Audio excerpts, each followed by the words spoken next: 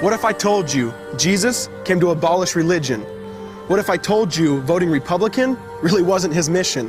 What if I told you Republican doesn't automatically mean Christian, and just because you call some people blind doesn't automatically give you vision? I mean, if religion is so great, why has it started so many wars? Why does it build huge churches but fails to feed the poor? Tell single moms God doesn't love them if they've ever had a divorce, but in the Old Testament, God actually calls religious people whores. Religion might preach grace, but another thing they practice. Tend to ridicule God's people. They did it to John the Baptist. They can't fix their problems, and so they just mask it, not realizing religion's like spraying perfume on a casket. See, the problem with religion is it never gets to the core. It's just behavior modification, like a long list of chores.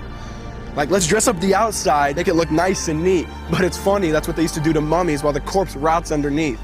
Now, I ain't judging, I'm just saying, quit putting on a fake look. Because there's a problem if people only know that you're a Christian by your Facebook. I mean, in every other aspect of life, you know that logic's unworthy. It's like saying you play for the Lakers just because you bought a jersey. See, this was me too, but no one seemed to be on to me. Acting like a church kid while addicted to pornography. See, on Sunday I'd go to church, but Saturday getting faded, acting if I was simply created to just have sex and get wasted. See, I spent my whole life building this facade of neatness, but now that I know Jesus, I boast in my weakness. Because if grace is water, then the church should be an ocean. It's not a museum for good people, it's a hospital for the broken. Which means I don't have to hide my failure, I don't have to hide my sin. Because it doesn't depend on me, it depends on Him. See, because when I was God's enemy, and certainly not a fan, He looked down and said, I want that man. Which is why Jesus hated religion, and for it He called them fools. Don't you see so much better than just following some rules? Now let me clarify.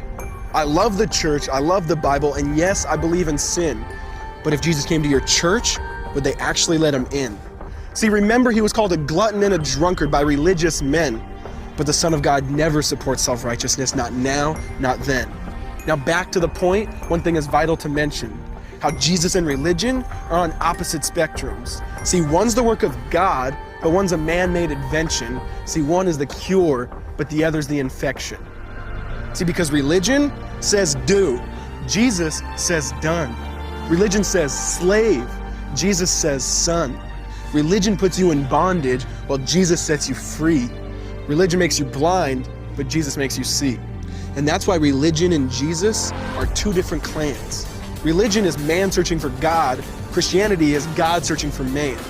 Which is why salvation is freely mine, and forgiveness is my own. Not based on my merits, but Jesus' obedience alone. Because He took the crown of thorns and the blood dripped down His face. He took what we all deserved. I guess that's why you call it grace.